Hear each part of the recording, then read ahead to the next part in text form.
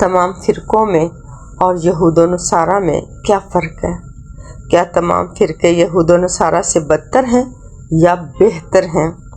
خواتین حضرات، آپ کے ساتھ ڈسکرپشن میں ایک چھوٹی سی کتاب کا لنک شیئر کیا جا رہا ہے جس میں دین اسلام کا اسوہ حسنہ بیان کیا گیا ہے۔ آپ اس کتاب کو پڑھیں، قرآن پاک سے میچ کریں اور دیکھیں کہ آپ میں اور یہود و نصارہ میں کیا فرق ہے۔ ایک کنفرم بات ہے کہ یہود و نصارہ اس دین اسلام کو نہیں مانتے جس کا پیغام رسول صلی اللہ علیہ وآلہ وسلم لے کر آئے، لیکن سوال یہ ہے کہ کیا ہم اس دین کو مانتے ہیں جس کا پیغام اللہ تعالیٰ نے رسول صلی اللہ علیہ وآلہ وسلم کے ذریعے ہم تک پہنچایا؟ میں نے قرآن پاک سے وہ تمام آیات پیش کرنی ہیں، اس کو ایک نظر دیکھیں، قرآن پاک سے جانچیے اور فیصلہ کریں کہ اگر یہود و نصارہ اس دین پر نہیں ہیں تو کیا ہم اس دین پر ہیں؟ حقیقت تو یہ ہے کہ ہم بھی اس دین پر نہیں ہیں بلکہ ہم فرقوں پر ہیں۔ تو سوال یہ ہے کہ ہم میں اور یہود و نصارہ میں کیا فرق ہے؟ خواتین حضرات، اب میں آپ کے سامنے وہ آیات رکھنا چاہتی ہوں۔ خواتین حضرات، ان آیات میں اللہ تعالیٰ نے ہمیں ابراہیم علیہ السلام کا دین سکھایا ہے اور ہمیں حکم دیا ہے کہ جس طرح رسول صلی اللہ علیہ وآلہ وسلم اسلام لائے اسی طرح ہم بھی ایمان لائیں۔ اگر ہم اس طرح اسلام نہیں لاتے، ایمان نہیں لاتے، تو ہم اللہ تعالیٰ کے ساتھ ضد میں کھڑے ہیں۔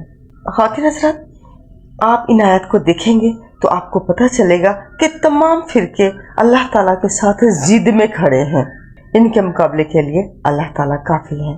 خواتین حضرات، آئیں قرآن پاک سے یہ آیات دیکھتے ہیں۔ سورہ البقرہ آیات 135 تا 137، پارہ نمبر 1۔ اور وہ کہتے ہیں کہ یہودی ہو جاؤ یا نصرانی ہو جاؤ تو ہدایت پا لو گے۔ آپ صلی اللہ علیہ وآلہ وسلم کہہ دو، نہیں بلکہ ابراہیم علیہ السلام کی ملت جو حنیفہ تھے اور وہ مشرکوں میں سے نہ تھے۔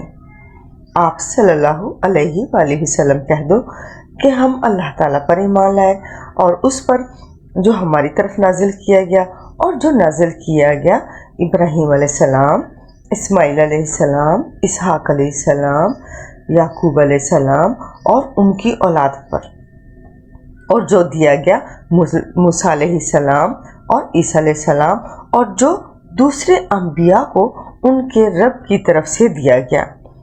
ہم ان میں سے کسی کے درمیان فرق نہیں کرتے اور ہم تو اسی کے فرمانبردار ہیں، یعنی ہم تو اللہ تعالیٰ کے فرمانبردار ہیں۔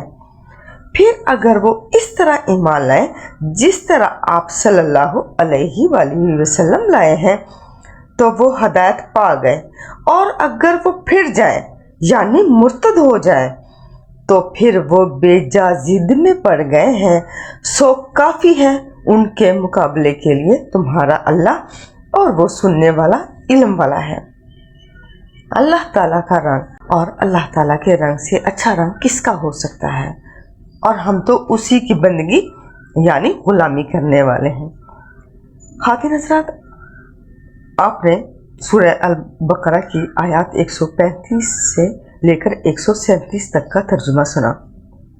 آپ نے دیکھا کہ ان آیات میں یہود و نصارہ کا ذکر ہے اور رسول صلی اللہ علیہ وسلم کا ذکر ہے۔ یہود و نصارہ اپنے مذہب کی تبلیغ کر رہے ہیں، ان کے مقابلے میں رسول صلی اللہ علیہ وسلم اپنے دین کی تبلیغ کر رہے ہیں۔ اللہ تعالیٰ حضرت ابراہیم علیہ السلام کے طرز عمل کی وضاحت کر رہے ہیں۔ اللہ تعالیٰ فرماتے ہیں کہ وہ لوگ یہودی یا نصرانی بننے کا کہیں کہ اس طرح ہدایت مل جائے گی، ایسے تمام لوگوں کو آپ صلی اللہ علیہ وآلہ وسلم جواب دے کہ نہیں، بلکہ حضرت ابراہیم علیہ السلام کی ملت سے ہدایت ملے گی جو حنیفہ یعنی صرف ایک اللہ تعالیٰ کے ہو گئے تھے اور وہ مشرکوں میں سے نہ تھے۔ یعنی یہ جواب جو رسول صلی اللہ علیہ وسلم نے یہود و نصارہ کا دیا تھا، وہی جواب آج بھی ہم کسی بھی فرقے کے جواب میں کہہ سکتے ہیں کہ نہیں، بلکہ ابراہیم علیہ السلام کی ملت جو यकसू थे और मुशरिकों में से न थे। अल्लाह ताला नबी सल्लल्लाहु अलैहि वसल्लम से कह रहे हैं कि इस तरह कहो कि हम अल्लाह ताला पर ईमान लाए और जो किताबें अंबिया को दी गई उनके दरमियान फ़र्क नहीं करना। जिस तरह आप सल्लल्लाहु अलैहि वसल्लम ने ये बात ज़बान मुबारक से कही है, अगर दूसरे लोग भी इस तरह कहेंगे तो वो भी ईमान लाने वालों में से हो जाएंगे और हदायत हासिल करने वालों में से हो जाएंगे। और अगर वो इन बातों से मुर्तद होते हैं तो दर हकीकत वो जिद में पड़ गए हैं। इनके मुकाबले के लिए अल्लाह ताला काफ़ी है। ख़वातीन हज़रात, आपने देखा कि इन आयात में ईमान लाने का तरीका था, मुस्लिम बनने का तरीका था, जिसके ज़रिए हमने एक उम्मत बनना था।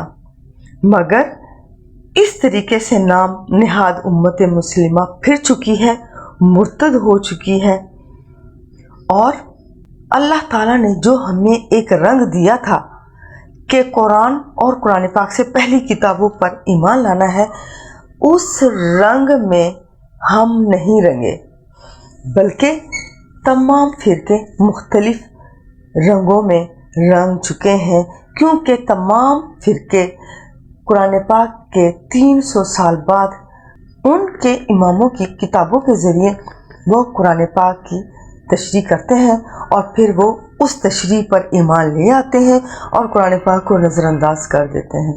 इस तरह नाम नेहाद उम्मत मुस्लिमा फ़िरकों में बढ़ चुकी है। हर तरफ आपको मुख्तलिफ रंग नज़र आएंगे, यहाँ तक कि आपको एक जगह पर 4-5 मुख्तलिफ फ़िरकों की मस्जिदें नज़र आएंगी। ये रंग अल्लाह ताला ने हमें नहीं दिया था। अल्लाह ताला ने हमें जो रंग दिया था वो इन आयात में महफूज है और क़यामत तक महफूज है।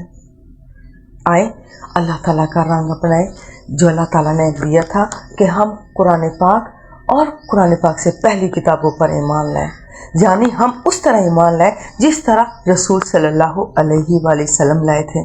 अगर हम रसूल सल्लल्लाहु अलैहि वसल्लम के लाए हुए तरीके के मुताबिक ईमान लाएंगे, मुस्लिम बनेंगे, तो हम रसूल सल्लल्लाहु अलैहि वसल्लम की अताअत करने वाले होंगे और हदायत पाने वाले होंगे।